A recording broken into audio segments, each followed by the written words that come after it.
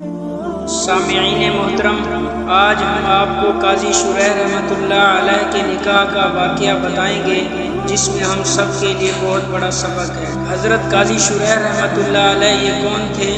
آپ ایک مشہور تابعی اور تاریخ اسلام کے مایہ ناز قاضی یعنی چیف جسٹس تھے۔ ان کے علمی مقام کا اندازہ اس سے لگایا جا سکتا ہے کہ امیر المومنین حضرت علی رضی اللہ تعالی عنہ کے دور خلافت میں بھی قاضی تھے۔ قاضی شریح رحمۃ اللہ علیہ بیان فرماتے ہیں کہ نکاح کے بعد جب میری شادی ہوئی تو بنی تمیم کی عورتیں میری اہلیہ کو بڑی سادگی کے ساتھ میرے گھر پہنچا گئی۔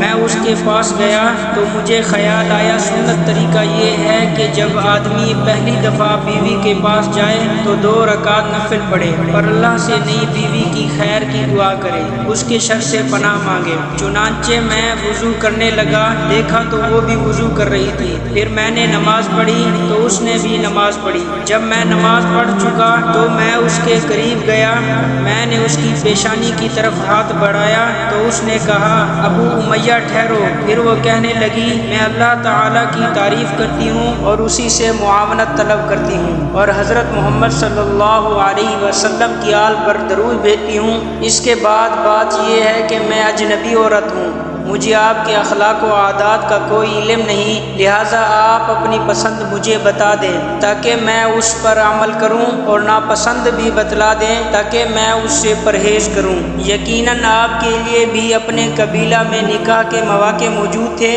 اور میرے لیے بھی اپنے قبیلہ میں نکاح کے مواقع موجود تھے، لیکن اللہ تعالیٰ جب کسی کام کا فیصلہ کرتے ہیں تو ہو کر ہی رہتا ہے۔ بہرحال اب آپ میرے مالک ہو گئے، لہٰذا اب میرے ساتھ وہی معاملہ کریں جس کا آپ کو اللہ تعالیٰ نے حکم دیا ہے، یا تو اچھے طریقے سے مجھے اپنے پاس رکھیں یا حسن سلوک کے ساتھ چھوڑ دیں۔ بس میں اپنی یہ بات کہہ کر اپنے لیے اور تمام مسلمانوں کے لیے اللہ عظیم سے بخشش کی دعا کرتی ہوں۔ پھر میں نے اس سے کہا، میں بھی اللہ ہی کی حمد بیان کرتا ہوں اور اسی سے مدد چاہتا ہوں اور حضرت محمد صلی اللہ علیہ وسلم اور ان کی اولاد پر درود بھیجتا ہوں، اور اس کے بعد یہ کہ آپ نے ایسی بات کہی ہے کہ اگر آپ اس پر قائم رہیں تو یہ میرے لیے بڑی خوش دلی ہوگی، اور اگر آپ نے اس کو چھوڑ دیا تو آپ کا یہی کام آپ کے خلاف دلیل ہوگا۔ بہرحال میں فلاں فلاں چیز کو پسند کرتا ہوں اور فلاں کو ناپسند کرتا ہوں، بس آپ میری طرف سے کوئی بھلائی دیکھیں تو اسے پھیلائیں